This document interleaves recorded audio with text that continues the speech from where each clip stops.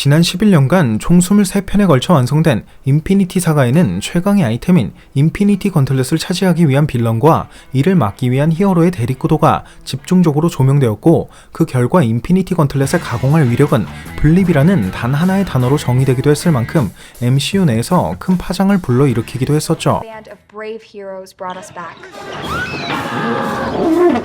They called it the blip. 하지만 이러한 MCU에는 비록 인피니티 건틀렛만큼은 아닐지언정 이를 차지하기 위한 타노스와 그의 군대를 저지하기엔 아주 충분한 능력이 있었음에도 불구하고 그 활약상이 전혀 등장하지 않아 큰 아쉬움을 남겼던 아이템들도 존재했었는데요. 그런 의미에서 오늘은 지난 MCU에서 등장했거나 언급되었던 아이템들 중 만약 타노스와의 대결에 등장했었더라면 큰 활약을 했을 아이템에는 과연 어떠한 것들이 있었을지에 대해 알아보는 영상을 간단하게 준비해봤으니 영상 재밌게 보시고 구독과 좋아요 그리고 알람 설정 한 번씩 눌러주시면 대단히 감사하겠습니다. 첫 번째로 알아볼 아이템은 바로 토르 라그나로크에서 사카하르 행성의 지배자로 등장해 무척 강렬한 인상을 남겼던 그랜드 마스터의 최애템인 멜트 스틱인데요. 이 멜트 스틱은 직역하면 녹이는 막대기 라는 뜻을 가지고 있는 것처럼 스틱의 끝부분에 닿은 상대를 완전히 녹여버리는 무시무시한 기능을 가지고 있는 아이템이죠. 이 같은 멜트 스틱은 라그나로크 당시 토르마저 당황시키는 강력한 위력을 보여주었기 때문에 기본적으로 5000년 이상의 수명에 평범한 시민조차 슈퍼솔저 이상의 신체 능력을 보유하고 있는 아스가르드인에게도 효과가 있을 것으로 조심스럽게 예상해볼 수 있는 부분인데, 특히 이러한 아스가르드의 왕족 중 한 명인 토르는 인피니티 워 당시 타노스에 의해 피난민선이 폭발하여 우주의 극저온에 노출된 상태에서도 죽지 않았지만 타노스의 친위대인 에보니모는 우주의 극저온에 노출된 즉시 온몸이 얼어 죽었던 것과 실제로 사카하르의 검투사였던 코르그도 아스가르디인은 죽이기 힘들다고 언급했던 것을 고려해보면 전반적으로 아스가르드인에 비해 낮은 내구력을 가진 것으로 예상되는 타노스의 군대를 상대하는 데 있어 그랜드 마스터의 멜트 스틱은 아주 유용한 아이템이 되지 않았을까 싶네요. I'm stepping in it. Look. Wow.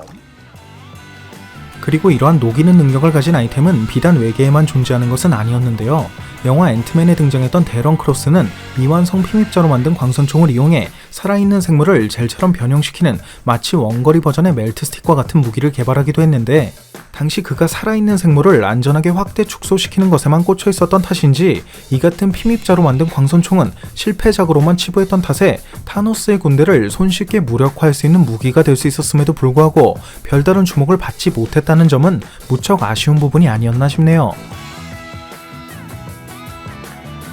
영화 닥터 스트레인지는 오랜 세월에 걸쳐 지구를 지켜왔다는 설정을 가지고 있는 소서러 슈프림이 등장하는 작품인 만큼 오랜 역사를 가진 아이템들도 다수 등장하여 큰 주목을 받기도 했었는데요.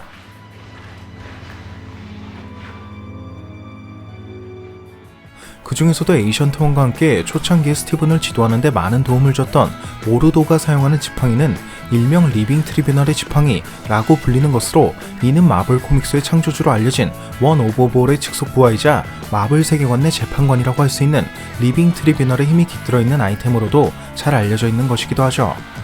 이러한 리빙 트리뷰널의 지팡이는 사용자의 의지에 따라 느리거나 줄이는 게 가능하며 적을 공격하거나 속박할 수 있는 것으로도 알려져 있는데, 만약 모르도가 어벤져스의 편에서 세계관 내 2인자인 리빙 트리뷰널의 힘이 깃든 지팡이를 적극적으로 사용했다면 타노스를 공격하거나 구속하는 데 있어 매우 큰 도움이 됐을 것으로 예상해 볼 수 있을 것 같네요.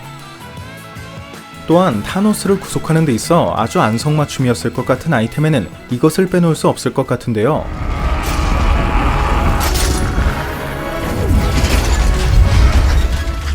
사이토락의 진홍밴드라고 불리우는 이 아이템은 크림슨 코스모스 차원의 지배자이자 힘의 신인 사이토락의 능력이 담긴 것으로, 원작 코믹스에 등장하는 사이토락은 자신의 숙주인 저거너트가 된 자에게 엄청난 힘을 부여하는 것으로도 잘 알려져 있는데, 이러한 사이토락의 진홍밴드에 구속된 캐실리우스는 아주 우스꽝스러운 자세로 꼼짝도 하지 못하는 모습을 보여주어 사이토락의 진홍밴드가 가진 힘이 얼마나 강력한지를 몸소 보여주기도 했었죠. 실제로 사이토락의 진홍밴드는 인피니티 워에선 유물의 형태가 아닌 마법의 형태로서 타노스를 구속하기도 했었는데, 당시 한쪽 팔만을 구속당했음에도 고전을 면치 못했던 타노스를 유물 형태의 사이토락의 진홍밴드가 완벽하게 구속했다면 스타로드의 트롤링 속에서도 그가 탈출할 일은 아예 없지 않았을까 싶기도 하네요.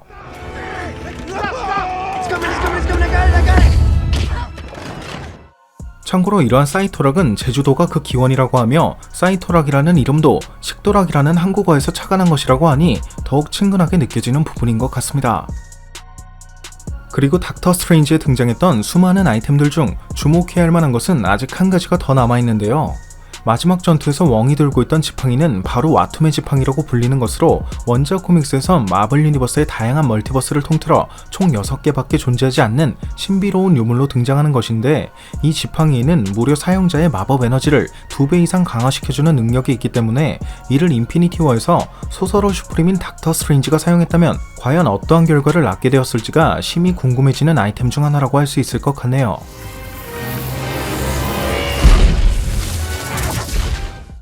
또 이처럼 사용자의 능력을 몇 배로 강화시켜주는 아이템은 한 가지가 더 남아있는데, 그건 바로 스파이더맨 홈커밍에서 해피가 언급한 토르의 매직 벨트로, 이는 본래 매긴 기오르드라고 불리는 것이지만 발음이 무척 까다로운 관계로 단순히 토르의 매직 벨트라고만 언급되었던 아이템이죠. 이 매긴 기오르드는 힘의 허리띠라는 뜻을 가지고 있는데, 앞선 와툼의 지팡이가 사용자의 마법 에너지를 2배 이상 증가시켜주는 것처럼 사용자의 근력을 2배 이상 증가시켜주는 것으로 매우 잘 알려져 있는 아이템이기도 하죠. 때문에 인피니티 워나 엔드게임 당시 토르가 이러한 매긴 기오르드를 착용한 상태로 타노스를 압도하는 모습을 기대하는 팬들이 무척 많았었는데, 아쉽게도 이 같은 토르의 매직 벨트는 아직까지도 그 모습을 드러낸 적이 없기 때문에 향후 토르 러브 앤 썬더의 빌런으로 등장할 예정인 크리스천 베일과의 전투에서라도 그 떡밥이 반드시 회수되었으면 하는 바람이네요. 그리고 토르 하면 떠오르는 또 하나의 신박한 아이템은 바로 토르 다크홀드에 등장했던 중력 제어기를 빼놓을 수 없지 않을까 싶은데, 이 중력 제어기는 다수의 다크 엘프들을 한순간에 먼 곳으로 워프시켜 전투에 참여할 수 없는 전투 불능의 상태로 만드는 게 가능한 데다가,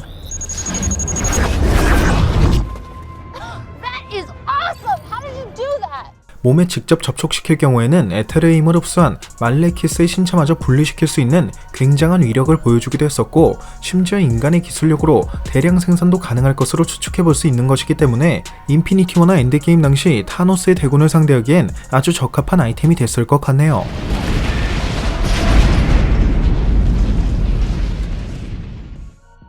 마지막으로 알아볼 아이템은 바로 욘두의 야카화살인데요. 신체 능력만 놓고 봤을 땐 오히려 평범에 가깝다고 할 수 있는 욘두가 라바저스의 적단의 중견 간부까지 올라갈 수 있게 만들어준 효자템인 야카화살은 그의 휘파람과 네퍼만을 이용해 자유로운 조종이 가능한 것으로 알려져 있는데, 가디언즈 오브 갤럭시 1편에선 풀무장을 갖추고 있는 사카레인 수십 명을 단 몇 초 만에 끔살시키거나 그들이 타고 있던 네크로크래프트마저 통째로 관통시켜버렸으며, 후속편에선 모니터를 통해 라바저스 함선의 모든 구역에 화살을 날려 수십 초 만에 라바저스의 적단을 괴멸시키는 어마어마한 위력과 정밀함을 동시에 보여주기도 했었죠.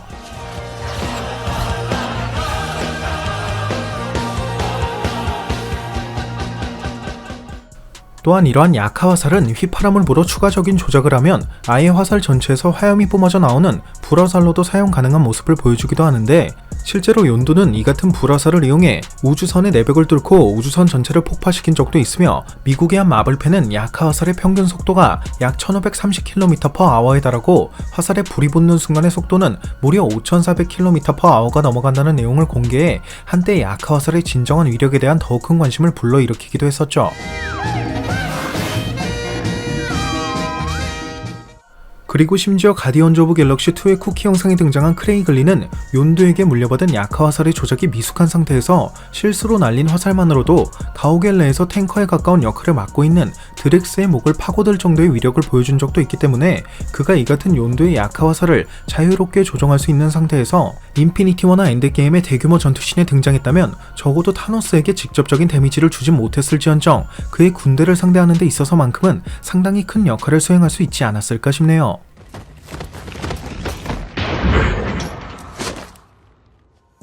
오늘 준비한 영상은 여기까지였습니다. 오늘 준비한 영상도 재밌게 보셨다면 구독과 좋아요 그리고 알람 설정 한 번씩 눌러주시면 대단히 감사하겠습니다. 그럼 지금까지 올루원이었습니다.